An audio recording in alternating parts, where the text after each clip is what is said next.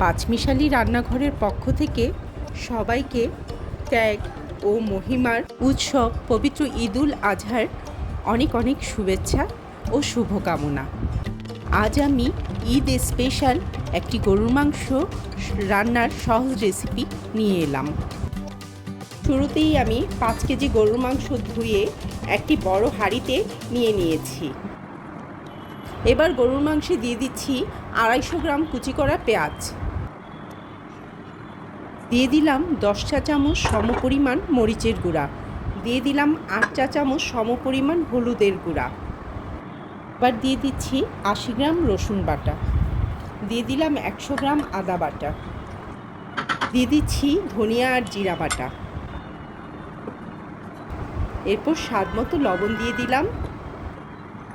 এবার দিয়ে দিচ্ছি কয়েকটি কালো গোলমরিচ আর দারুচিনি।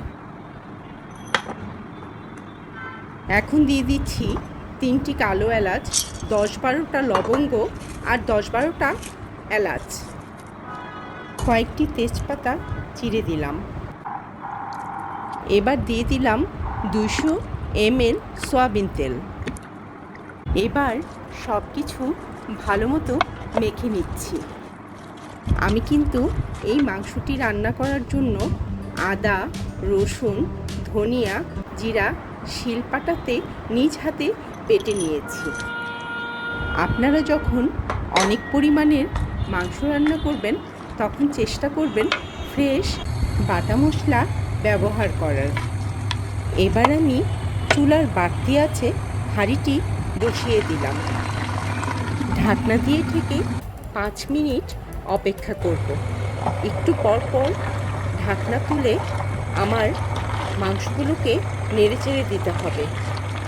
অনেক মাংস একসাথে রান্না করলে পানি না ওঠা পর্যন্ত একটু পর পর নাড়তে হয়।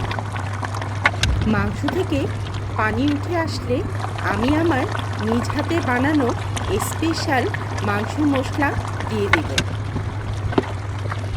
আমি কিন্তু এই রান্নাটিতে বাড়তি কোনো পানি ব্যবহার করিনি।